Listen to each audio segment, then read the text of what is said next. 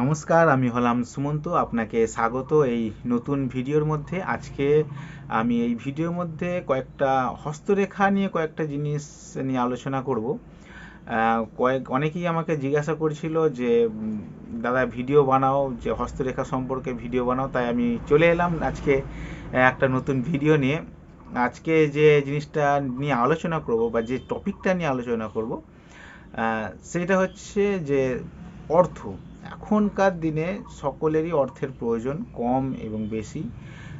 তো দেখা যায় যে অনেকে খুব সহজেই অর্থ উপার্জন করে ফেলে, এবং অনেকেরও দেখা যায় যে অনেক দেরি করে অর্থ উপার্জন হয়, বা এমনও দেখা যায় যে পরিশ্রম করে যাচ্ছে কিন্তু সেই লেভেলের অর্থ তারা পাচ্ছে না। মানে যেমনটা দেখা যায় যে লেবার সংক্রান্ত কাজ যারা করে, পরিশ্রম প্রচুর করতে হয় কিন্তু অর্থ সেই লেভেলে তারা পায় না।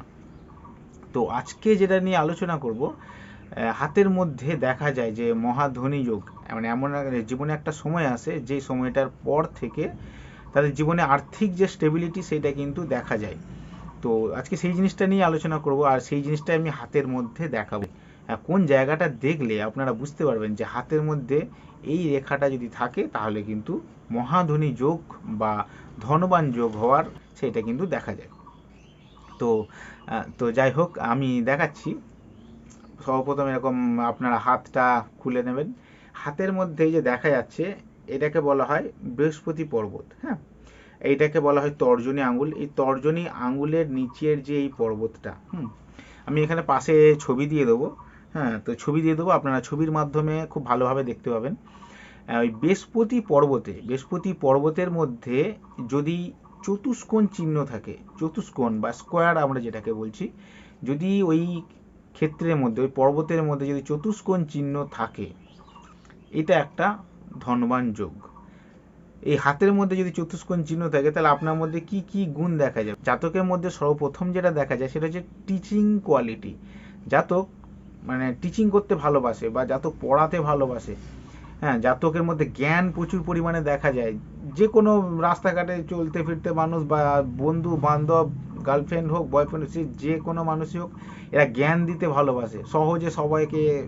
মানে জ্ঞান, মানে ওদের কথা শুনতে চায় না কিন্তু জোর জবরদস্তি এরা জ্ঞান দেয়। ঠিক আছে, মানে বলা চলে যে এদের মধ্যে নলেজ এত বেশি পরিমাণে চলে আসে, এরা এত বেশি জ্ঞানী হয়ে যায় যে এরা রাখতে পারে না, সবসময় প্রচার করতে থাকে। হ্যাঁ, আর আর যেটা দেখা যায় যে বৃহস্পতি ক্ষেত্রে চতুষ্কোণ এদের সম্পর্ক খুব ভালো তৈরি করে। হ্যাঁ, মায়ের সাথে এরা খুব ভালো, মায়ের সঙ্গে এদের খুব ভালো সম্পর্ক হয়।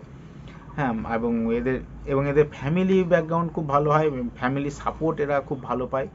হ্যাঁ, আরেকটা চিহ্ন যেটা দেখাবো, আরেক আরেকটা চিহ্ন যেটা দেখাবো সেইটা হচ্ছে যে হাতের মধ্যে এই যে হৃদয় রেখা দেখা যাচ্ছে। হ্যাঁ, এই হৃদয় রেখার এই মাঝখানে যদি কোনো চতুষ্কোণ চিহ্ন থাকে, হ্যাঁ, এই হৃদয় রেখার মাঝখানে যদি কোনো চতুষ্কোণ চিহ্ন থাকে, এটাও কিন্তু এক ধরনের ধনযোগ। হৃদয় রেখার মাঝখানে চতুষ্কোণ চিহ্ন থাকলে পৈতৃক সম্পত্তি পাওয়া যায়, ভীষণ বেশি পরিমাণে পৈতৃক সম্পত্তি পাওয়া যায়। আর আর দেখা গেছে যে যাদের হাতে হৃদয় রেখার মাঝখানে চতুষ্কোণ রয়েছে, সেই সময়টা এরা কিন্তু হৃদয় সংক্রান্ত কোনো ব্যাপার থেকে অনেকটা প্রোটেক্ট পায়। হ্যাঁ, হাতের মধ্যে আরেকটা চিহ্ন দেখাবো যেটা আপনাকে ধনী করে তুলতে পারে, বা আপনার আপনার টাকা পয়সা নিয়ে আপনাকে কখনো চিন্তা করতে হবে না। হাতের মধ্যে যে মস্তিষ্ক রেখা, এইটাকে বলা হয় মস্তিষ্ক রেখা। এই যে দেখা যাচ্ছে, এটা হচ্ছে মস্তিষ্ক রেখা। এই মস্তিষ্ক রেখার শেষটা যদি দুভাগে বিভক্ত হয়ে যায়, আমি পাশে ছবি দিয়ে দেখিয়ে দেবো। মস্তিষ্ক রেখার শেষ প্রান্ত যদি দুভাগে বিভক্ত হয়ে যায়, তাহলে কিন্তু জাতকের মধ্যে একটা বিজনেস করার যে ট্যালেন্ট, সেই ট্যালেন্টটা কিন্তু ভরপুর ভরে ওঠে।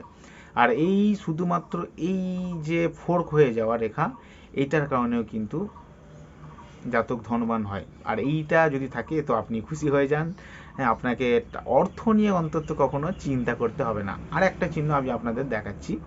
এই মস্তিষ্ক রেখার মধ্যেই, হ্যাঁ, এই মস্তিষ্ক রেখার উপরে যখন কোনো চতুষ্কোণ তৈরি হবে, মস্তিষ্ক রেখার ওপরে যখন কোনো চতুষ্কোণ তৈরি হবে, যে বয়সটাতে চতুষ্কোণটা তৈরি হবে সেই সময় আপনার নিজস্ব এম্পায়ার তৈরি হবে, বা যেই সময়টাই হবে। ধরুন আপনার চতুষ্কোণ তৈরি হয়েছে 32 থেকে 38 বছর বয়স পর্যন্ত। 32 থেকে 38 মানে এই যে 6টা বছর, এই 6টা বছর আপনি কিন্তু খুব ভালো পরিমাণে অর্থ রোজগার করবেন এবং খুব ভালো একটা বলা চলে যে এই 6টা বছর আপনি ভালো অর্থ রোজগার করবেন এবং ভালো কোনো জায়গায় ইনভেস্ট করবেন যেটা আপনার লাইফ টাইম কাজে লাগবে। এই সময়টা আপনি প্রপার্টি গেইন করতে পারেন, এই সময় আপনার নিজস্ব বাড়ি হতে পারে, নিজস্ব গাড়ি হতে পারে। হ্যাঁ, এবার হাতের সম্পূর্ণ যে সমস্ত পর্বত এবং সমস্ত যে রেখা সব কিছু বিচার করে, হ্যাঁ, বিবেচনা করে মানে সেটা জানাতে হয় যে হ্যাঁ কোন দিকটা কি হবে বা না হবে। তো আমরা শুধুমাত্র এই চতুষ্কোণটা দেখলে আমরা বলে দিতে পারবো যে হ্যাঁ আপনি একটা সময় অবশ্যই কিন্তু ধনী হতে চলেছেন। আরেকটা চিহ্ন যেটা দেখাবো, হ্যাঁ, এই যে দেখতে পাচ্ছেন, এই যে পর্বতটাকে এটাকে বলা হয় শুক্র পর্বত। হ্যাঁ, এটাকে শুক্র পর্বত বলা হয়।